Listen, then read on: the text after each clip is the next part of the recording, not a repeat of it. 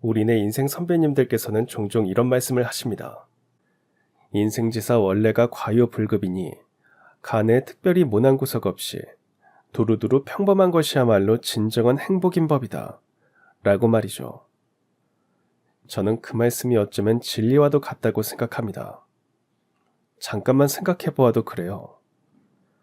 간에 특별히 모자란 구석이 있으면 당연히 힘든 삶이 될 것일 테지만 간에 특별히 넘쳐나는 구석이 있으면 그 넘쳐남으로 인해 여러 문제들이 발생하기 마련이거든요.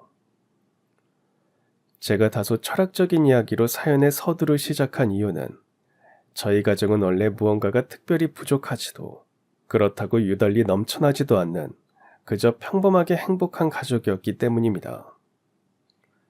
우선 부부이자 부모인 저와 남편부터가 특별히 모난 구석 없이 아주 평범한 사람들이었어요.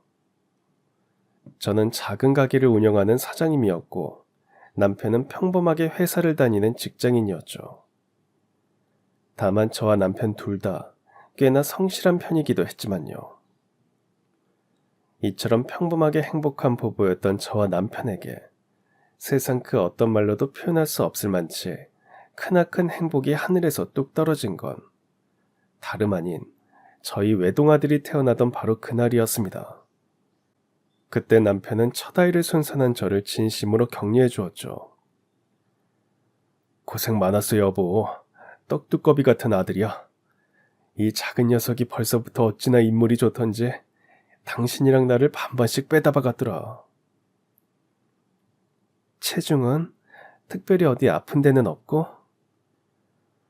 걱정하지 마. 너무 작지도 않고 너무 크지도 않은 딱 평균 체중이래. 특별히 어디 아픈 데 없이 건강하고. 손가락이랑 발가락은 10개씩 맞지? 당연하지. 내가 직접 다 세어봤으니까 이제 안심해. 여하간 당신은 우리 아들이 앞으로 어떤 사람으로 자랐으면 좋겠어? 난 그저 우리 아들이 한평생 병치레 없이 건강하고 이 삭막한 세상에 물들지 않은 채로 올바르고 반듯하게 살아주기만 하면 돼. 그것 말고는 더 바랄 것도 없어. 특히나 저희 부부의 바람은 사랑하는 아들이 건강하게 오래오래 살았으면 좋겠다는 소망이 아주 컸습니다. 시부모님께서 저희 남편이 젊을 적에 두 분 다 지병으로 단명을 하셨거든요. 더군다나 친정어머니께서도 제가 시집을 가기 얼마 전에 중풍이라는 몹쓸 병으로 쓰러지셔서 꽤나 고생을 많이 하고 계시는 상황이었고요. 그래서 저희 부부는 아들의 이름을 장수라고 지어줬어요. 그렇게 저희 아들은 길장자에 목숨 숫자를 써서 최장수라는 이름을 가지게 되었죠. 이름에 길장자가 쓰여서 그랬던 것이었을까요? 저희 아들은 팔다리도 길고 손가락 발가락도 긴 아이로 자라더라고요. 그래서 늘 또래 친구들보다 키가 한 뼘씩은 훌쩍 크고도 남았죠. 가뜩이나 자기 아빠를 닮아서 피부도 새하얀 녀석이 팔다리가 길쭉길쭉하니까 주변 이웃분들께서는 늘 커서 모델시켜야겠다며 칭찬을 해주셨죠. 다만 엄마인 저의 생각은 조금 달랐습니다. 아들이 장차 어떤 직업을 가지고 어떤 삶을 살게 될지는 어디까지나 자녀가 스스로 결정해야 하는 영역일 뿐, 엄마인 저는 아들의 선택을 응원하고 지지해주며 사랑으로 뒷바라지해주는 것이 바람직하다고 생각했으니까요.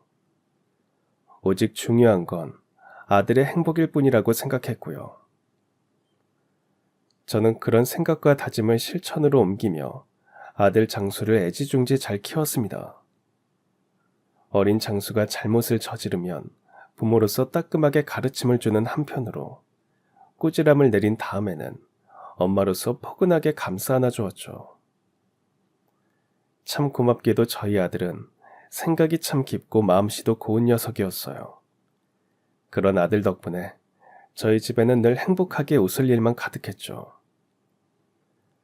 물론 저희 가족이 아무런 문제 없이 오직 순탄한 날들을 지내왔던 건 아니었습니다.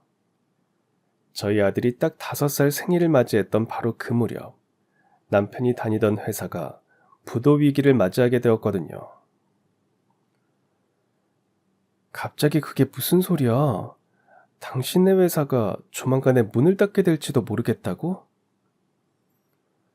음, 사장님께서 연세가 많이 드셔서 그런지 판단력이 자꾸 흐려지시는 모양이더라고. 그래서 얼마 전부터 회사 경영에 악영향을 끼치게 될 선택을 자꾸만 하시더니만. 아휴, 결국엔 조만간 부도가 날 것 같네. 하긴 사장이 나쁜 판단을 자꾸만 저지르면 회사가 위기에 빠지는 건 순식간이지 뭐. 아무튼 그래서 이제 어떻게 할 생각이야? 어차피 부도 얘기까지 나온 마당이면 하루라도 빨리 재취업을 준비하는 쪽이 낫지 않겠어? 보통은 얼른 재취업을 준비하는 게 맞겠지만 난 우리 회사가 너무 아까워. 사업 아이템도 너무 좋고 직원들도 다들 능력 있는 사람들인데 단순히 경영진의 실책 때문에 문을 닫도록 내버려 두자니 너무 아쉽거든. 정말 그랬어요. 남편네 회사가 미래가 보이지 않을 정도로 보잘것없는 회사였다면 부도 얘기까지 나오게 된 마당에 당연히 하루라도 빨리 재취업을 준비하는 것이 맞을 테죠. 만약 그랬다면 저희 남편의 마음이 그토록 싱숭생숭해질 필요 따위도 없었을 거고요. 하지만 남편네 회사는 경영진의 연이은 실책으로 인해 잠깐 위기에 빠지게 되었을 뿐 조목조목 뜯어보면 장래성이 정말 대단한 회사였어요. 일단 직면한 위기를 어떻게 해서든 넘겨놓은 뒤에 앞으로 몇 년만 더 고생하면 주식시장의 상장도 노려볼 수도 있을 법했거든요. 바로 그러한 점이 저희 남편에게 새로운 결심을 하도록 이끌었습니다. 혼자 끙끙 속을 앓으며 고민하던 남편이 저에게 이런 얘기를 꺼냈거든요. 저기 있잖아 여보, 내가 많이 생각을 해봤는데 이참에 내가 우리 회사를 인수해보면 어떨까? 당신도 이미 알고 있다시피 우리 회사가 워낙에 장래성이 좋잖아. 그런 회사를 이대로 폐업시키느니 차라리 내가 인수해서 제대로 한번 이끌어 나가보려고. 하지만 제 생각은 조금 달랐습니다. 과유불급이라는 말이 있는 것처럼 인생지사 뭐든지 간에 너무 많으면 좋을 것 하나 없는데 당시 제 눈에는 남편이 너무 큰 욕심을 부리는 것 같았거든요. 그래서 저는 처음엔 반대하는 입장이었습니다. 당신의 회사가 엄청 전도유망하다는 건 나도 인정해. 그치만 여보는 사업이라는 걸 해본 적이 없잖아. 직원으로서 회사에 다니는 거랑 사업가이자 경영자로서 회사를 운영하는 건 분명하게 다른 영역이야. 사업에 실패했을 때의 위험도 생각해봐야 되고. 그건 나도 잘 알지. 그치만 나 혼자 잘 살자고 이런 결심을 내린 게 아니라는 걸 여보도 알아줬으면 좋겠어. 당신 혹시 지금껏 같이 일한 동료들을 걱정하는 거야? 맞아.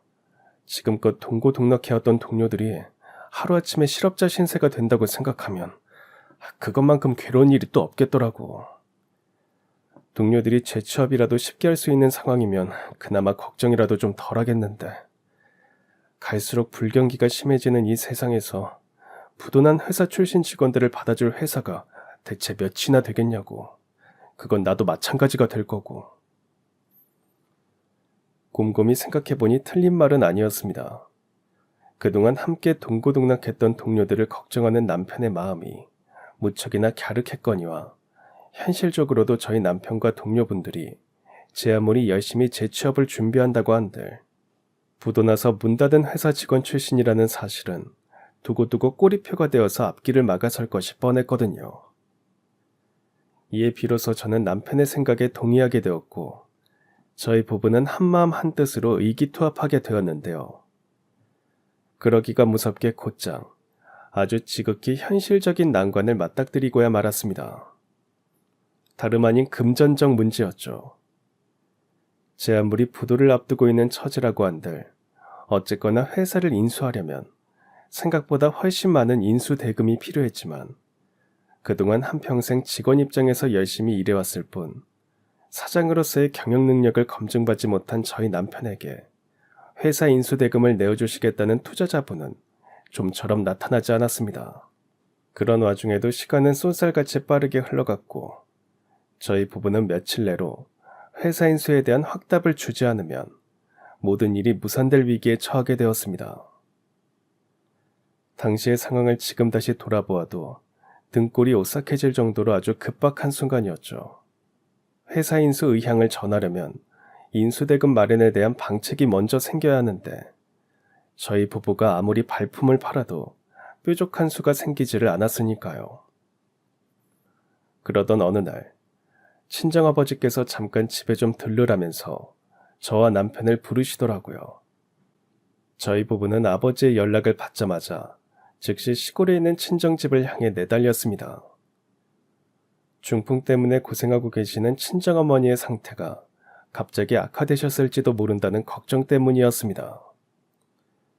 그런데 친정아버지께서는 난데없이 오랜만에 사위랑 소주 한잔 하자고 하시더니만 아주 뜻밖의 말씀을 먼저 꺼내셨어요. 얘기를 듣자하니 자네 요즘 회사 인수 대금을 마련하고 다니느라 곤욕을 치르고 있다면서. 그렇긴 하지만 크게 걱정하실 정도는 아닙니다. 저랑 안사람이 최선을 다해서 방법을 찾아보고 있으니까 너무 염려 마세요. 크게 걱정할 정도가 아닌데 자네 얼굴이 왜 그 모양인가. 끼니도 제대로 못 먹는 사람처럼 살이 쭉 빠져가지고서는. 심려를 끼쳐드려서 송구합니다. 그치만 뜻이 있는 곳에 길이 있다는 말이 있는 것처럼 조만간 반드시 좋은 소식이 들려올 테니 이제 그만 마음 놓으셔요. 그 좋은 소식이란 거 말이세. 멀리서 찾지 말고 가까이에서 찾아보면 어떻겠나. 회사 인수 대금, 그건 내가 해줌세. 아닙니다. 아버님께서 무슨 돈이 있으시다고 그러세요. 어차피 나도 이제 나이가 들어서 조만간 농사일을 관두려고 생각하고 있었어. 농사일 관두고 멀쩡한 땅에 잡초만 무성하게 자라도록 내버려둘 바에야 그 땅 팔아서 자식들한테 도움이 될 수 있다면 그것만큼 뜻깊은 일이 또 어디 있겠나. 안 그래? 자네는 그저 나한테 약속 하나만 해주면 돼. 사업가로서 큰 돈을 벌게 되더라도 그 많은 돈을 혼자 꽁꽁 챙겨놓고 살지는 말게나. 사업 수익은 자네랑 내 딸이랑 우리 외손주가 편안히 지낼 수 있을 정도로만 취하도록 하되 나머지는 적절한 곳에 기부해서 이 세상이 보다 좋은 사회가 되도록 일조해 주시게. 행여라도 분에 넘치는 욕심을 부렸다가는 내가 직접 불호령을 내릴 것이야. 그날 친정아버지께서는 저희 남편에게 과유불급이라는 말을 신신당부하셨습니다. 돈만큼 사람을 순식간에 망가뜨리는 것은 없다면서 말이죠. 이에 저희 남편은 장인어른 앞에 무릎을 꿇고 철석같이 약속했습니다. 아버님의 말씀을 가슴 깊이 새기고 반드시 약속을 지키겠노라고 말이죠.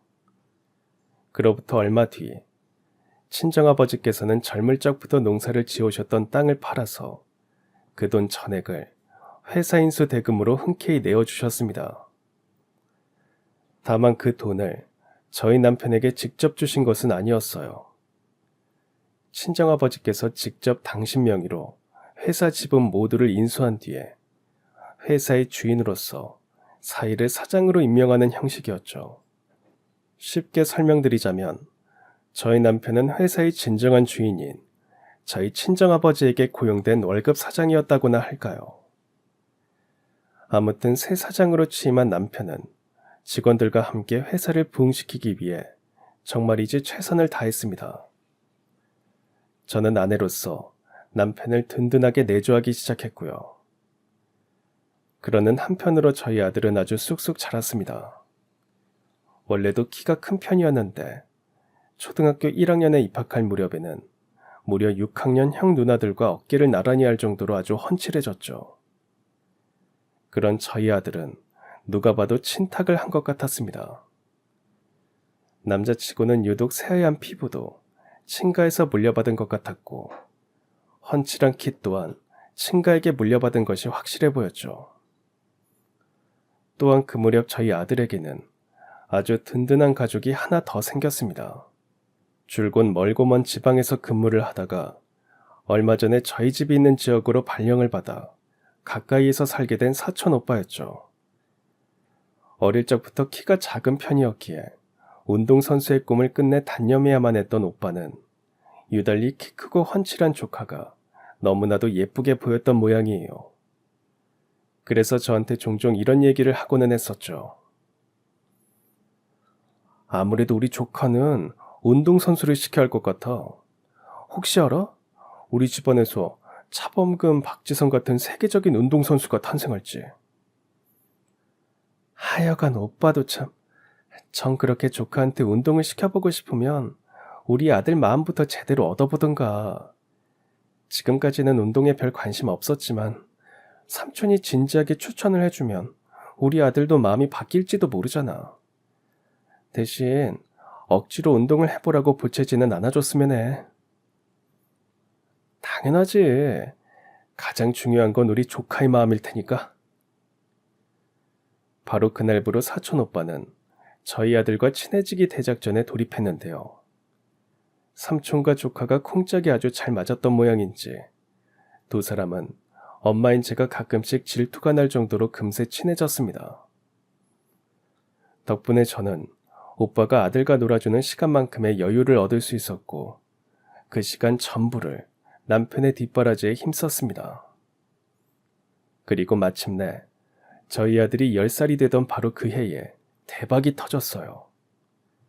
줄곧 승승장구하던 남편네 회사가 드디어 주식시장에 상장을 했거든요. 그러한 사건은 저희 가족에게 예전에는 쉽사리 상상조차 할 수 없는 부를 가져다 주었습니다. 문제는 그러한 성공이 꼭 좋은 일만은 아니었다는 것이었지만요. 당시 제 마음속에는 과유불급이라는 말이 한시도 떠나지를 않았습니다. 남편이 돈맛을 보기 시작하더니 조금씩 달라지기 시작했거든요. 단도직입적으로 말씀드리자면 남편이 밖에서 허튼 짓을 하고 다닌다는 목격담이 제 귀에 속속들이 들어오기 시작했어요. 사업에 성공하면 재산을 사회에 환원하겠다는 장인어른과의 약속을 지키기는커녕 머릿속에 어떻게 하면 밖에서 돈 쓰고 돌아다닐까 하는 생각밖에는 없는 사람처럼 행동했거든요. 갑부집 사장님이랑 몰려다니면서 거액이 걸린 내기 골프를 치고 다니지를 않나. 외국 장인이 직접 한 땀 한 땀 수놓아서 만들었다는 명품 정장이랑 구두에 눈독을 들이지를 않나. 또 어느 날에는 몇백만 원짜리 양주를 퍼마시고 들어오는 등 그야말로 사치에 눈이 멀어버린 사람이 되어버렸다고나 할까요. 물론 저라고 가만히 손 놓고 있지만은 않았습니다. 오히려 어떻게든 남편을 바로잡아 보고자 고성이 오가는 말다툼도 마다하지 않을 지경이었죠. 당신 지금 제정신이야? 어떻게 하루 술값으로 몇백만 원을 쓰고 들어올 수가 있느냐고. 그러는 당신이야말로 너무 심하게 간섭하는 거 아니야? 남자가 밖에서 비즈니스를 하고 다니다 보면 술값이 몇백이든 몇천이든 그게 대수겠냐고. 그 돈 들여서 계약 하나 잘 따내면 몇억 몇십억은 우습게 들어오는데 하물며 내가 어디 무슨 여자 나오는 술집을 다닌 것도 아니잖아. 그냥 남자들끼리 모여서 좋은 양주 좀 마신 거 가지고 왜 자꾸 트집이야 왜. 요즘 당신 하고 돌아다니는 꼴을 한번 차분히 돌아봐. 내 입에서 싫은 소리 안 나오게 생겼나. 그리고 뭐가 어쩌고 어째? 계약을 따낼 수만 있다면 술값 몇백 몇천이 안 아깝다고? 무슨 그런 말이 다 있어? 사업을 할 거면 올바르게 정도를 지켜가면서 해야지. 이런 아빠 밑에서 우리 아들이 대체 어떤 어른으로 자라겠느냐고. 아유, 됐으니까 그만하자. 하긴 사장 자리에 앉아본 적도 없는 당신이 뭘 알겠어? 당신 자꾸 말끝마다 그 소린데 내기 골프도 사업 때문에 치고 다녔니? 명품 정장이랑 구두도 사업 잘 되라고 눈독 들이고 다니는 거고? 내가 아직도 남의 회사에서 일하고 다니던 그때 그 모습으로 보여? 아니잖아. 사회적으로 성공할 만큼 성공한 사람이잖아. 품위 유지를 위해서라도 당연히 내기 골프도 좀 치고 명품도 좀 두르고 다니고 그래야지. 사연을 듣고 계신 여러분들께서도 지금 막 속이 부글부글 끓어오르고 계시죠. 당시 저 또한 마찬가지였어요.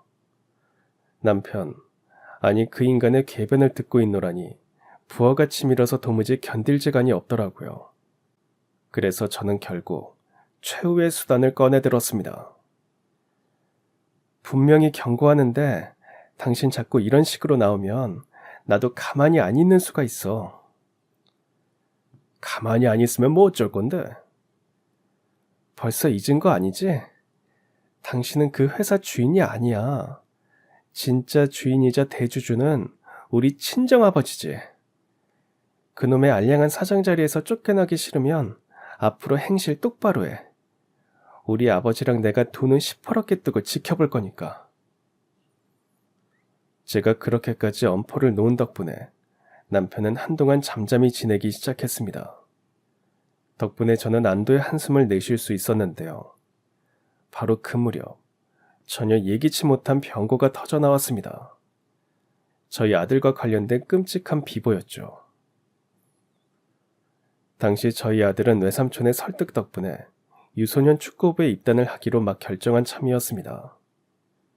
그런데 유소년 축구부 입단을 위해 신체 검사를 받던 도중에 저희 아들의 신체에 이상이 있다는 사실이 발견되었어요. 이에 저는 즉시 아들을 데리고 병원으로 가서 정밀 검사를 받았고 마치 하늘이 무너지는 것 같은 결과를 듣게 되었습니다. 아드님께서 어릴 적부터 유달리 키가 많이 큰 편이었죠. 네, 맞아요. 어릴 때부터 팔다리가 길쭉길쭉했고 손가락 발가락도 길쭉길쭉했었어요. 근데 그건 친가 쪽 피를 물려받아서 그랬던 거 아닌가요? 유달리 피부가 하얗던 이유도 친탁했기 때문이고요. 물론 선천적으로 키가 크고 사지가 길쭉길쭉한 사람도 있을 수 있죠. 그치만 아드님의 경우에는 마르판 증후군이라는 유전병 증세 때문이었던 것으로 확인이 되고 있습니다. 정밀검사 결과가 그렇게 나왔거든요. 여기서 잠깐 마르판 증후군이라는 유전병에 대해서 설명을 드리자면 사실상 완치가 불가능한 난치병이자 쉽게 찾아볼 수 없는 희귀병에 속하는 질병인데요.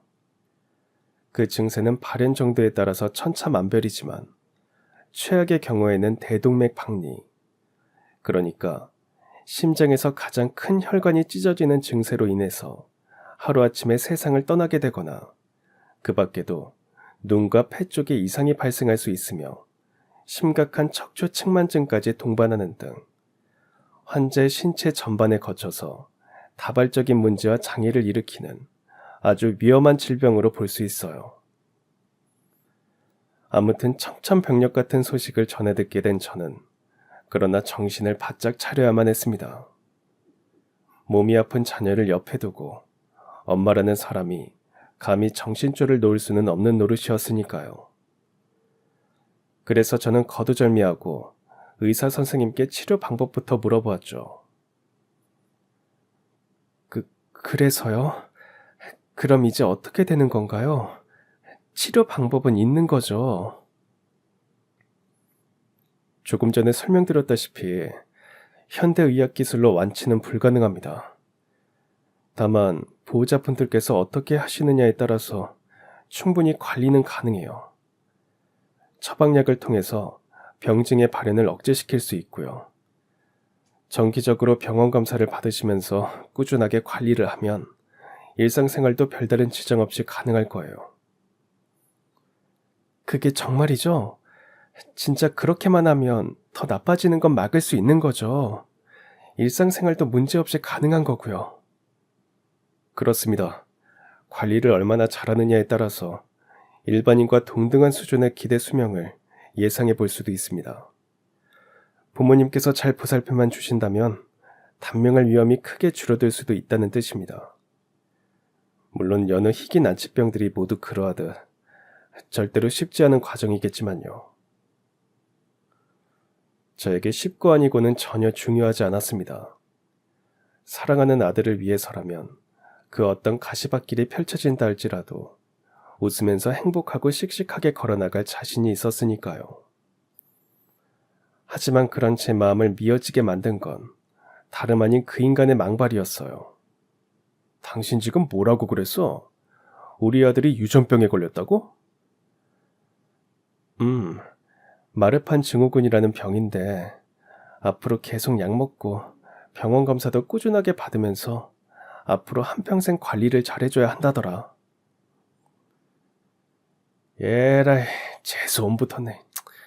아유, 이제 좀 살만하다 싶었는데. 뭐가 어쩌고 어째? 재수가 옴부터? 너 지금 그게 부모 입에서 나올 소리니? 그럼 재수 옴붙은 걸 옴붙었다고 하지 뭐라 그럴까? 이게 다 너네 집안 핏줄 잘못 물려받아서 그런 거잖아. 얘기가 왜 갑자기 우리 친정으로 튀어? 우리 부모님이 대체 뭘 잘못했다고? 너네 엄마 중풍 걸려서 혼자서는 거동도 제대로 못하고 살잖아. 더군다나 아들놈이 걸린 병은 유전병이라며. 그럼 안 봐도 뻔한 얘기 아니야? 너네 집 유전자에 근본적인 결함이 있으니까 일이 이렇게 된 거잖아. 괜히 우리 집안 욕 보이지 마. 두 눈으로 버젓이 보고도 몰라? 우리 아들이 유달리 팔다리가 길쭉길쭉하고 피부도 새하얀 거. 그거 당신 닮은 거잖아. 그러는 너야말로 나한테 덤터기 씌울 생각하지 마. 난 지금껏 건강하게 잘 살아왔으니까. 그러죠? 그럼 어디 이 서류를 보고서도 그딴 소리를 할 수 있나 보자. 그렇게 외친 저는 병원에서 받아온 서류를 그 인간의 면상에 냅다 집어 던졌습니다. 그 서류가 뭔 줄이나 알아? 내 유전자 검사 결과지야. 근데 나한테서는 별다른 이상이 발견되지 않았다더라? 그게 무슨 뜻이겠냐? 정작 결함이 있는 건 너네 집 유전자라는 뜻이잖아. 하지만 그 인간은 명백한 검사 결과지를 눈앞에 두고서도 현실을 부정하고 나섰습니다. 그거야 검사에 무슨 오류가 있어서 그랬겠지. 여하간 지금 내가 하는 말 똑똑히 들어도 앞으로 나한테 그놈의 자식 병수발 들게 만들 생각은 꿈도 꾸지 마. 그리고 경고하는데 어디 가서 그놈의 자식을 내 아들이라고 떠벌리고 다니기만 해. 내 사회적 체면을 깎아먹었다가는 얄짤없을 테니까. 걱정하지 마. 어차피 넌 아빠 자격 없고 나도 너랑 이혼하기로 마음먹었으니까. 아이고, 그런 식으로 말하면 누가 겁먹을 줄 알고? 나도 바라던 바야. 이혼하는 바로 그날부로 재혼하면 되니까. 어디 네 마음대로 해봐. 그날 저는 일말의 망설임도 없이 아들을 데리고 집을 나와서 친정으로 향했습니다. 그로부터 딱 일주일 뒤에는 이혼 서류에 아무런 거리낌도 없이 도장을 꽝 찍어버렸죠. 물론 제가 그렇게 단호하게 행동할 수 있었던 건 그 몹쓸 인간을 향한 분노가 엄청났기 때문이기도 했었지만 장차 그 몹쓸 인간의 인생이 어떤 식으로 무너져 내릴지 아주 훤히 꿰고 있었던 덕분이기도 했습니다. 이에 저는 그 말 그대로를 쏘아붙이며 그 추악한 인간과의 인연에 종지부를 찍었죠. 지금이야 이혼 서류에 도장 받아냈답시고 신나서 입이 귀에 걸렸겠지. 하지만 그 행복은 절대로 오래가지 않을 거야. 니놈이 방금 도장을 찍은 서류는 단순한 이혼 서류가 아니라 니놈의 인생을 지옥 끝자락까지 쳐넣어줄 불지옥행 직행버스 티켓이니까. 그래서 그 인간이 뭐라고 대답했냐고요. 별다른 말 없이 그저 아주 신이 나서는 새장가를 들겠다던 그 여자에게 쪼르르 달려가더라고요. 장차 자신의 삶이 어떤 식으로 파탄이 나게 될지 전혀 예상조차 하지 못한 채로 말이죠. 어쨌거나 그 몹쓸 인간과의 인연을 단호하게 끊어낸 저는 이후로 한평생을 아들을 보살피는 일에 최선을 다했는데요. 저희 가족과 그 몹쓸 인간이 다시 만나게 된 건 이혼하던 바로 그날부터 약 15년이 지난 어느 날의 일이었습니다. 그 몹쓸 인간이 15년 만에 다시 만나게 된 저희 아들 앞에 무릎을 꿇은 채로 그야말로 손금이 다 닳아서 없어질 만치 한 번만 봐달라면서 두 손을 싹싹 빌게 되었거든요. 대체 어떤 사건이 벌어졌길래 기세 좋게 이혼했던 그 인간이 손금이 닳아서 없어지겠다 싶을 정도로 저희 아들에게 싹싹 빌었냐고요. 그 이야기를 설명하려면 우선 지난 15년 동안 그 몹쓸 인간의 인생이 어떻게 몰락했는지를 짚어보아야만 합니다. 우선 그 인간의 인생이 몰락하게 된 첫 번째 계기는 바로 저였습니다. 이혼 서류에 도장을 찍던 바로 그날, 제가 친정아버지에게 달려가서 이렇게 말했거든요. 그 인간네 회사 지분 중에 아버지가 가지고 계신 지분이 몇 %나 돼요? 주식시장에 상장되면서 내 지분이 많이 줄기는 했어도 대략 65% 정도는 될 게다. 그 정도면 충분하겠네요. 일단 아버지께서는 긴급 주주총회를 발의해 주세요. 저는 혹시 모르니까 나머지 주주분들을 설득하고 다닐게요. 그 몹쓸 인간에게 불벼락을 내리기로 결심한 모양이로구나. 네. 장인어른이 자기를 키워주었던 은혜를 잊고 배응망덕하게 굴었으면 응당 그만한 죗값을 치러야 마땅하니까요. 당연히 그래야지. 하면 주주총회 안건은 무엇으로 올리면 좋겠니? 그 인간의 사장직위 해임건을 올려주세요. 이후 저는 그 인간이 아무런 저항조차 하지 못하도록 주주님들을 만나서 사장직위 해임에 동의해 주십사 부탁을 드렸습니다. 마치 주주님들께서도 사체에 맞들린 그 인간의 방탕한 경영에 진절머리를 느끼고 있던 참이었기에 대부분 저의 편을 들어주셨죠. 그 결과 저와 친정아버지는 80% 지분에 해당하는 해임 동의표를 얻을 수 있었고 마침내 그 인간은 사장 자리에서 쫓겨나게 되고야 말았어요. 그것이 바로 그 인간의 첫 번째 몰락이었죠. 다만 그럼에도 불구하고 모든 참교육이 다 끝난 것은 아니었어요. 비록 사장직위에서 해임되었다고 한들 그동안 그 인간이 손에 거머쥔 사유재산이 엄청나게 많았거든요. 앞으로 한평생 탱자탱자 놀면서 호의호식할 수 있을 정도로 말이죠. 그러나 이 또한 오래가지 못했고 저는 그 인간이 그렇게 되리라는 것을 이미 애진작에 예상하고 있었어요.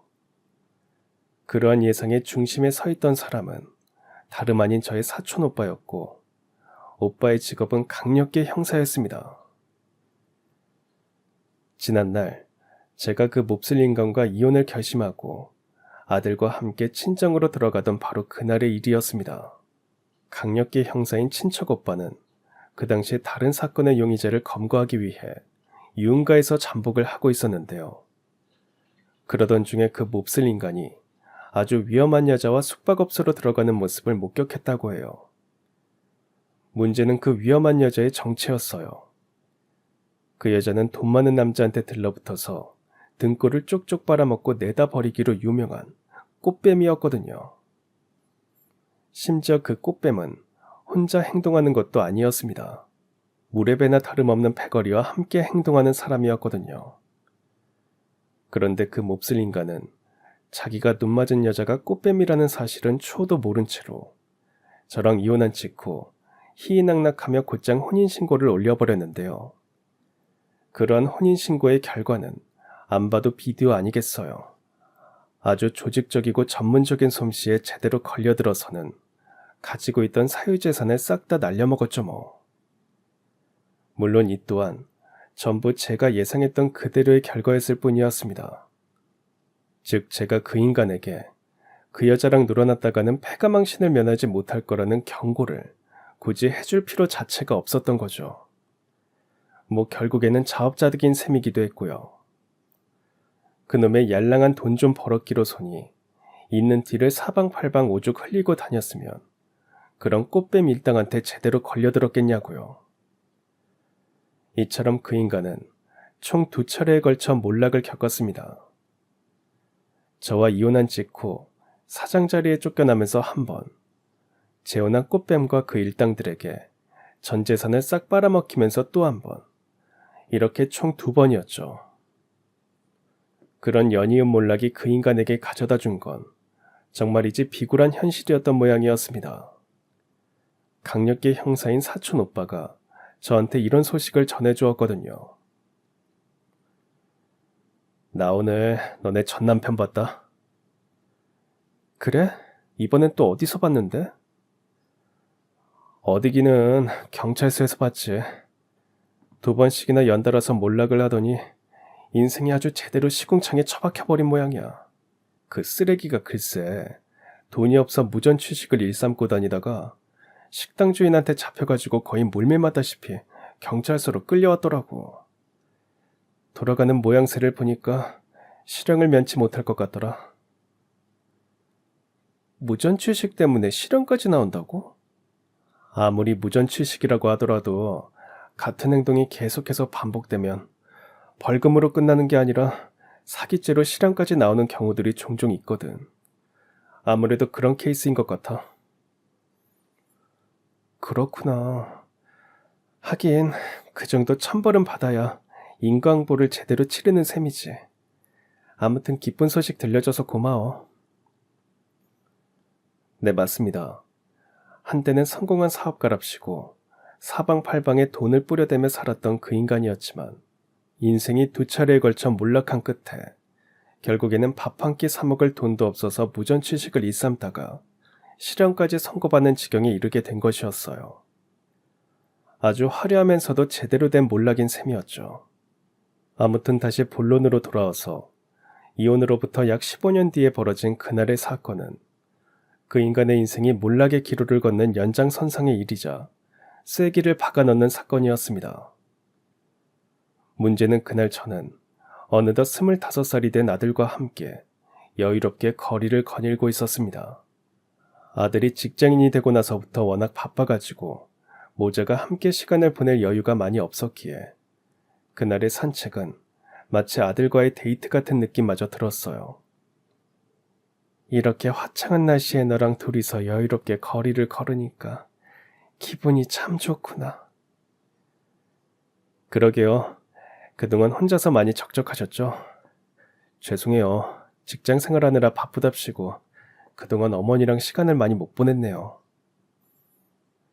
괜찮아. 우리 아들이 자기 자리에서 열심히 일하는 모습 하나만으로도 이 엄마는 충분히 기쁘단다. 앞으로는 오늘처럼 비번 때마다 엄마랑 저랑 둘이서 데이트해요. 제가 맛있는 것도 많이 사드리고 드라이브도 시켜드릴게요. 바로 그때였습니다. 가까이에서 자동차 엔진 소리가 마치 굉음처럼 들려오더니 연이어서 무언가를 들이받는 소리가 들려왔어요. 이에 저희 아들은 반사적으로 소리가 들려오는 방향을 향해 달려갔고 저 또한 무슨 일인가 싶어서 곧장 아들의 뒤를 쫓아갔는데요. 그곳에서 저와 아들은 그 몹쓸 인간을 다시 만나게 되었습니다. 그 몹쓸 인간이 글쎄 사람을 차로 치워놓고서는 구급차도 부르지 않은 채로 도주하려고 하는 것이 아니겠어요. 심지어 그 인간의 차에 치여 쓰러진 사람은 다름 아닌 그 인간과 재혼했던 바로 그 꽃뱀이었습니다. 당시 저와 아들은 비록 자초지종을 알 수는 없었지만 그래도 최소한 그 몹쓸 인간이 그대로 도주하도록 내버려둘 수는 없었습니다. 그래서 저는 그 인간이 도주하려는 앞길을 몸으로 막아섰고 마침 달려든 저희 아들이 그 인간을 차에서 끌어내리고서는 팔을 비틀어 제압했습니다. 여보, 당신이 여기는 어떻게? 그러는 너야말로 이게 대체 무슨 짓이야? 실수로 사람을 차로 치었으면 당장 구급차부터 불러야지.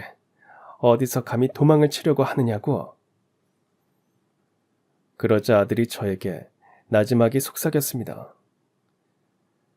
아무래도 실수로 사고를 낸 게 아닌 것 같아요. 실수라기엔 엔진 소리가 너무 컸거든요. 엔진 소리가 크다는 건 가속 페달을 3개 밟았다는 뜻이고요. 그럼 이 인간이 일부러 사고를 냈다는 거야? 네, 일하면서 이런 경우들을 꽤 많이 봤거든요. 그렇게 말한 아들은 그 몹쓸 인간이 도망치지 못하도록 팔을 더 세게 비틀어 제압했는데요. 그 인간은 자기를 제압하고 있는 사람이 아들이라는 사실을 그제서야 깨달은 모양이더라고요. 너 설마 장수니? 내 아들 최장수? 하지만 아들의 반응은 역시나 냉담했습니다. 제 이름이 최장수인 건 맞지만 아저씨네 아들은 아닙니다. 예라이 몹쓸 놈아. 자기 아버지한테 그런 망발을 해대는 아들 녀석이 어딨어? 입은 틀어졌어도 말은 바로 하셔야죠. 저랑 아저씨 사이에 천륜을 먼저 끊어낸 쪽이 누군데요. 하물며 저는 지금 대한민국 순경으로서 뺑소니 용의자를 제압하고 있는 중입니다만. 뭐라고? 네가 경찰이 됐다는 거야? 아니 대체 어떻게? 넌 유전병 때문에 운동 같은 걸 마음껏 할 수 없는 몸이었잖아. 그런 몸으로 경찰 시험 볼 때 체력 테스트는 어떻게 통과했어? 말하자면 긴 이야기니까 일단 이대로 가만히 계시죠. 지금은 뺑소니 피해자의 구원이 우선입니다. 말을 마친 아들은 저에게 구급차를 불러달라고 부탁했고, 제가 119에 신고 전화를 하자 채 몇 분이 되지 않아서 구급차가 뺑소니 피해자인 꽃뱀을 병원으로 이송했습니다. 그러는 내내 제 아들은 그 인간이 도주하지 못하도록 아주 단단히 제압해 놓은 상태였고요. 피해자가 병원으로 옮겨졌으니 이제 똑바로 말씀을 해보시죠. 이게 대체 무슨 짓입니까?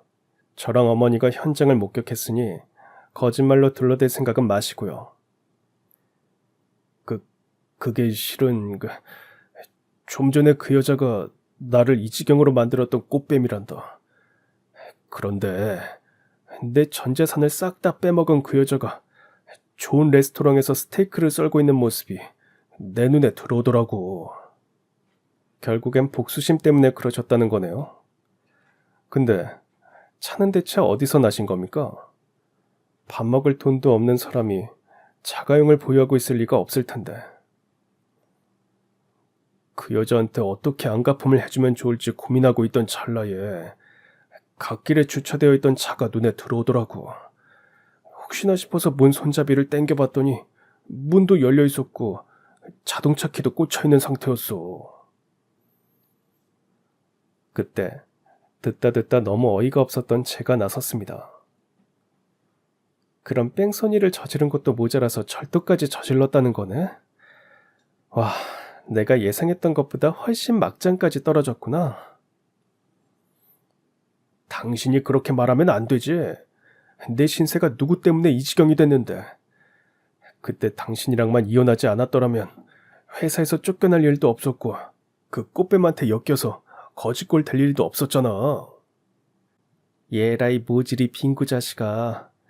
그런 걸 자업자득이라고 하는 거야. 아이, 됐고. 우리 아들이 어떻게 경찰이 될 수 있었는지나 얘기해. 설마 나랑 이혼하고 싶어서 유전병이네 어쩌네 하면서 거짓말 쳤던 거 아니지? 그런 말 같지 못한 소리를 참지 못한 아들이 버럭 소리를 쳤습니다. 말씀 함부로 하지 마시죠. 제가 지금처럼 무탈하게 잘 자랄 수 있었던 건 오직 어머니의 은혜 덕분이었으니까. 저희 아들이 유전병을 극복하고 경찰이 될 수 있었던 내막은 사실 아주 간단했어요. 저희 아들이 걸렸던 병은 비록 완치는 불가능할지언정 약을 제때 잘 챙겨 먹고 정기적으로 병원 검사를 받으면서 관리를 잘하면 큰 문제 없이 살아갈 수 있는 병이었거든요. 더욱이 증상의 발현 정도에 따라 다르기는 하겠지만 관리만 잘 받으면 경찰 체력 시험 정도의 신체 활동 정도는 충분히 가능한 케이스들도 분명 존재해요. 그건 단지 저희 아들에게 국한되는 이야기는 절대로 아닙니다. 저희 아들과 같은 병을 가지고 있었음에도 프로농구 선수로서 맹활약을 펼치셨던 아주 유명한 분도 계시거든요. 물론 저희 아들이 희귀병을 극복하고 경찰 체력 테스트를 통과할 수 있었던 건 엄마인 저의 헌신적인 노력과 보살핌, 그리고 관리가 뒷받침되었기에 가능한 일이었지만요. 또한 저희 아들 곁에는 아주 가깝게 지내는 외삼촌이 있었습니다. 아들은 평소 강력계 형사인 외삼촌을 무척이나 존경해왔기에 자연스럽게 경찰의 꿈을 품게 되었으며 그 꿈을 이루기 위해 희귀병을 스스로도 아주 철저하게 관리를 하며 극복해내었고 마침내 꿈을 이루었어요. 즉 저희 아들은 엄마인 저와 외삼촌의 보살핌 덕분에 희귀병으로 인해 흐트러질 뻔했던 삶의 길을 다시금 선명하게 되찾게 되었던 거죠.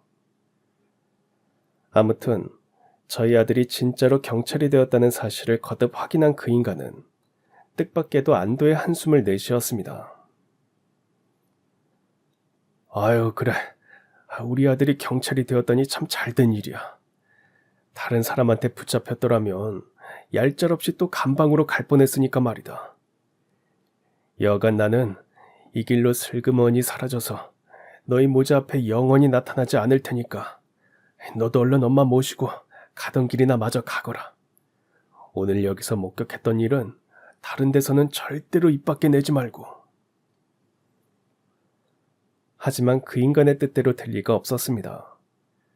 그 인간이 말을 마치기가 무섭게 아들이 다시금 그 인간의 팔을 강하게 비틀어 제압했거든요. 그러자 잠시 고민하던 그 인간이 마지막 발악을 시작했습니다.